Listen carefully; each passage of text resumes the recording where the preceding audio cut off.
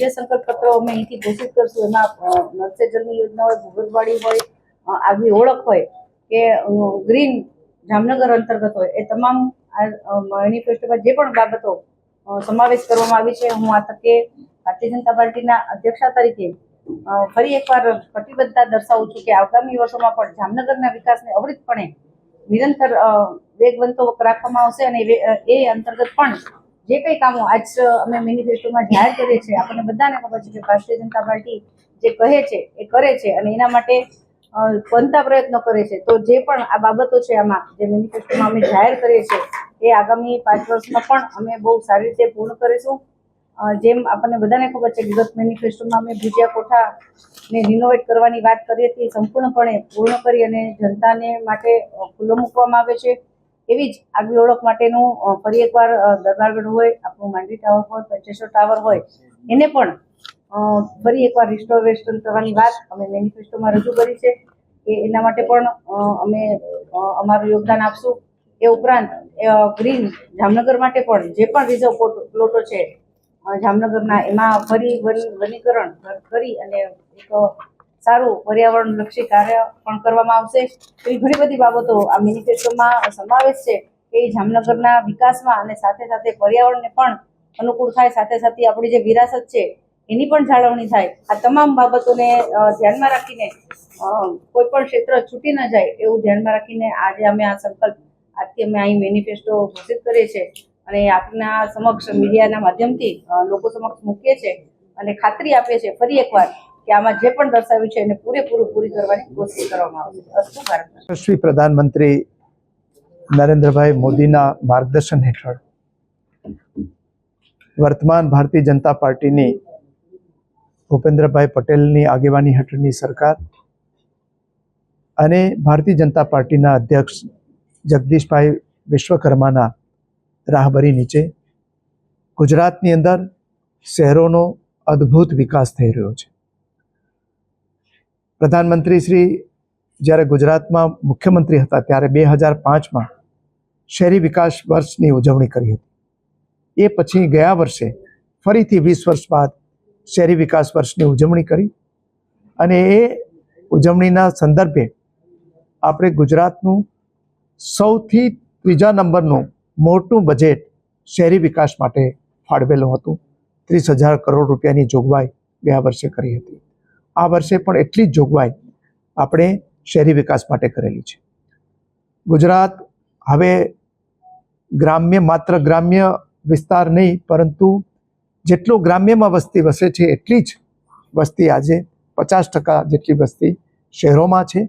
ત્યારે શહેરો છે એ ટકાઉ વિકાસ થાય એમનો અને વૈશ્વિક સ્પર્ધા કરી શકે એવા શહેરો બને એ માટે મહાનગરો માટે અલગ અલગ સંકલ્પ પત્રોનું વિમોચન થઈ રહ્યું છે. એ સંદર્ભે આજે જામનગરને જાનદાર, શાનદાર અને જાજરમાન બનાવવાનો સંકલ્પ આજે અમે રજૂ કરીએ છીએ અને એમાં આ સંકલ્પ પત્રની અંદર આગામી જે 5 વર્ષોની અંદર વિકાસના કામો થવાના છે એમાં મહત્વના જે કામો છે, આખું સંકલ્પ પત્રમાં વિવરણ કરેલું છે, પરંતુ જે મહત્વના સંકલ્પો છે એ આપની સમક્ષ રજૂ કરીએ છીએ. જામનગરની અંદર સુંદર રિંગ રોડ આવેલો છે, પરંતુ એ રિંગ રોડ હવે નાનો પડે છે. શહેર વિસ્તરવું છે એટલા માટે 13 કિલોમીટર લાંબો નવો ગ્રીનફિલ્ડ રિંગ રોડનું આયોજન કરવામાં આવેલું છે અને એ પણ આ 5 વર્ષ દરમિયાન એનો પણ અમલ કરીશું. જામનગર શહેરની અંદરથી અનેક ફાટકો દૂર થયા છે, પરંતુ જે બાકીના ફાટકો છે એ જે પ્રધાનમંત્રીશ્રીએ ફાટક મુક્ત ભારતની કલ્પના કરી છે એ પ્રમાણે આગામી દિવસોમાં આપણે ફાટક ઉપર આરઓબી કે આરયુબી તૈયાર કરીને એ ફાટક મુક્ત બનાવીશું. જામનગર છે ઔદ્યોગિક રીતે ધમધમતું શહેર છે, પરંતુ સાથે સાથે એ શહેર ગ્રીન શહેર પણ રહે એટલા માટે અર્બન ફોરેસ્ટનું પણ ઊભા કરવાનું આયોજન કરેલું છે.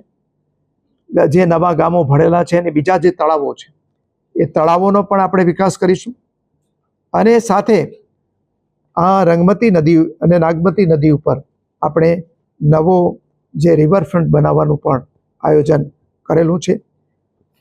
શહેરની અંદર વપરાતી વીજળી છે એ ગ્રીન એનર્જી મારફતે મળે એટલા માટે સોલાર પાર્ક મહાનગરપાલિકા બનાવે એવું આયોજન પણ કરેલું છે.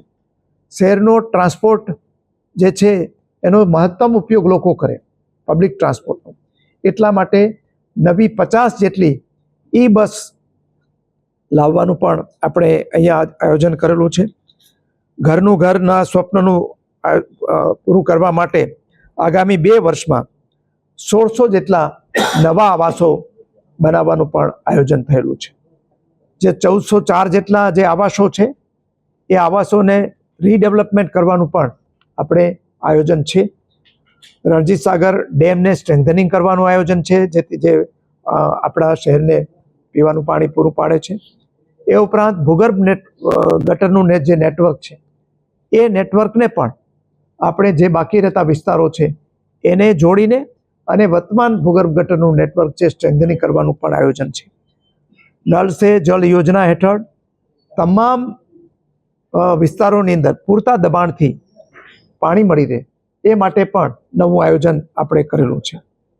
સ્ટ્રીટ લાઇટ માટે પણ આધુનિક અને સ્માર્ટ સ્ટ્રીટ લાઇટ માટેનું આયોજન કરેલું છે. અને અહીંયા આપણે આરોગ્ય અને શિક્ષણ માટે પણ આપણા શહેર માટે નવી અનેક આયોજનો, અર્બન હેલ્થ સેન્ટરોને સ્ટ્રેન્થનિંગ કરવાનો, નવા બનાવવાનો એનું પણ આયોજન કરેલું છે. રમતગમતના ક્ષેત્રની અંદર આપણે એક નવું 42 કરોડ રૂપિયાને ખર્ચે એક રમતગમત સંકુલ બનાવવાનું પણ આયોજન છે. નવા ફાયર સ્ટેશન બનાવવાનું આયોજન છે. અને બેડી પોર્ટ છે એની આસપાસ પર્યટન સ્થળ ઊભું કરવાનું પણ આયોજન કરેલું છે. આ જે મોટી મોટી યોજનાઓ છે એ બાબતને આપ સૌને જાણકારી આપી છે. એ ઉપરાંત બીજી અનેક યોજનાઓ જે છે એ સંકલ્પ પત્રમાં એનો સમાવેશ કરેલો છે. આપે સૌએ જોયું હશે કે એક વખત શહેરી વિસ્તારો માટે નાણાં મેળવવા એ સૌથી મોટી મુશ્કેલી હતી. એને કારણે કોઈ મોટા પ્રોજેક્ટ થઈ શકતા જ નહીં. પરંતુ આજે આખા જામનગર શહેરની વચ્ચેથી એક છેડેથી બીજે છેડે કોઈ પણ સ્ટોપ લીધા વગર જઈ શકાય એવો જે આરઓબી બન્યો છે, જેનું માનનીય મુખ્યમંત્રીશ્રીએ 3-4 મહિના પહેલાં જ ઉદ્ઘાટન કર્યું, એ એક આખા સૌરાષ્ટ્રનો એકમાત્ર લાંબામાં લાંબો બ્રિજ પણ બનાવ્યો છે. એવા અનેક પ્રોજેક્ટ આપણે જામનગર શહેર માટે લાવી રહ્યા છે. ત્યારે આ વિકાસની રફતારની અંદર જામનગરની જનતાએ જે રીતે યશસ્વી પ્રધાનમંત્રી નરેન્દ્રભાઈ મોદી ઉપર વિશ્વાસ મૂકી અને સાથે રહ્યા છે, ગુજરાતના મુખ્યમંત્રી શ્રી ભૂપેન્દ્રભાઈ પટેલની આગેવાનીમાં આજે ગુજરાત જે હરણફાળ ભરી રહ્યું છે વિકાસની, એમાં સૌની સાથે જોડાય એવી મારી સૌ નાગરિકોને અપીલ છે. જામનગર એક પૌરાણિક શહેર છે, જામ સાહેબનું શહેર છે. બાલા હનુમાનનું એક પૌરાણિક મંદિરની પણ એક આસ્થાનું શહેર છે અને દરિયાકાંઠે આવેલું પણ શહેર છે. એટલે ઔદ્યોગિક રીતે વિકાસશીલ અને સમુદ્ર પટ્ટેથી એક ભારતને નહીં દુનિયાને જોડતું એક શહેર, એના નાગરિકોને ભારતીય જનતા પાર્ટી આગામી 5 વર્ષમાં સંકલ્પ પત્રના માધ્યમથી અનેકવિધ સુવિધા આપવા જઈ રહ્યું છે. ગયા 5 વર્ષમાં પણ ખૂબ મોટી સુવિધાઓ ભારતીય જનતા પાર્ટીના કોર્પોરેશને, ગુજરાત સરકારમાં માન્ય મુખ્યમંત્રી ભૂપેન્દ્રભાઈ પટેલ, અન્ય સરકારોએ, વડાપ્રધાન શ્રી નરેન્દ્રભાઈ મોદી સાહેબની સરકારે જામનગરને અનેકવિધ પ્રોજેક્ટોની ભેટ આપી છે. હવે ફરી આવનારા 5 વર્ષ પ્રજા વચ્ચે અમે એક વિકાસની રાજનીતિ લઈને આવી રહ્યા છીએ. ત્યારે આપના માધ્યમથી સમગ્ર જનતાનું અમે સમર્થન માગીએ છીએ કમળ માટે. 16 વોર્ડ છે, 64 ઉમેદવાર છે. ત્યારે જે અમે કીધું હતું દેશ માટેની વાત, એ 5 વર્ષમાં અયોધ્યામાં રામ મંદિરની વાત હશે, 370 કલમની વાત હશે, સમાન નાગરિક ધારાની વાત હશે, આ બધી જ વાતો અમે પૂરી કરી છે દેશના પરિપ્રેક્ષમાં. એમ રાજ્યના પરિપ્રેક્ષમાં પણ માન્ય મુખ્યમંત્રી ભૂપેન્દ્રભાઈ પટેલ, નાયબ મુખ્યમંત્રી હર્ષભાઈ સંઘવી અને અમારા પ્રદેશ અધ્યક્ષ જગદીશભાઈ વિશ્વકર્માજીના નેતૃત્વમાં સમગ્ર ગુજરાત એક વિકાસશીલ, ગતિશીલ, પ્રગતિશીલ ગુજરાત બની રહ્યું છે. અને હજી આગળ વધારવા માટે આગામી 5 વર્ષમાં સરકાર અમને પૂર્ણપણે મહાનગરો હશે, નગરપાલિકા હશે, ગ્રામ પંચાયત, જિલ્લા પંચાયત, તાલુકા પંચાયતોને સંપૂર્ણપણે સવલતો આપવા તૈયાર છે. ત્યારે જામનગર એમાં અગ્રેસર રહેશે. દેશની નરેન્દ્ર મોદી સાહેબની સરકારે સ્માર્ટ શહેરોમાં જામનગરને પણ અનેકવિધ ગ્રાન્ટો આપી છે.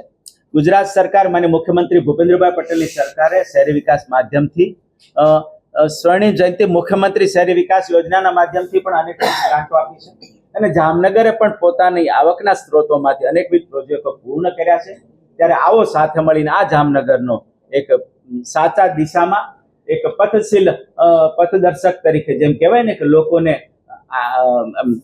ગમે એવું જામનગર બનાવવાનો, જાનદાર, શાનદાર અને જાજરમાન જામનગર બનાવવાનો એક સંકલ્પ લઈને ભારતીય જનતા પાર્ટીની અમારી સમગ્ર ધારાસભ્ય હશે, સંસદ સભ્ય હશે, પાર્ટીની પ્રમુખ અને સમગ્ર ટીમ હશે, પ્રભારી હશે, સંગઠનની સમગ્ર ટીમ, ચૂંટાયેલા લોકો સાથે મળીને કામ કરશું. ને એમાં તમારો પણ અમે સહયોગ માગીએ છીએ. ચોક્કસપણે અમારું ધ્યાન દોરતા રહેશો. આવનારા સમયમાં જે કાંઈ થતું હશે સુધારા, આ તે અમે આવશ્યક છે. પ્રજાજનના પણ અમે સૂચનો માગીને અમારી નવી ટીમ સંપૂર્ણપણે જામનગરમાં ભારતીય જનતા પાર્ટીની કોર્પોરેશન આવવાની છે. ત્યારે આવો સાથે મળીને જામનગરને શાનદાર, શાનદાર અને જાજરમાન બનાવવાના અમારા સંકલ્પમાં આપનો પણ સહયોગ આપો અને સહયોગ માગીએ છીએ. ત્યારે આવો સાથે મળીને સૌ સંકલ્પબદ્ધ બનીએ. ફરી આપ સૌને રામ રામ, ધન્યવાદ.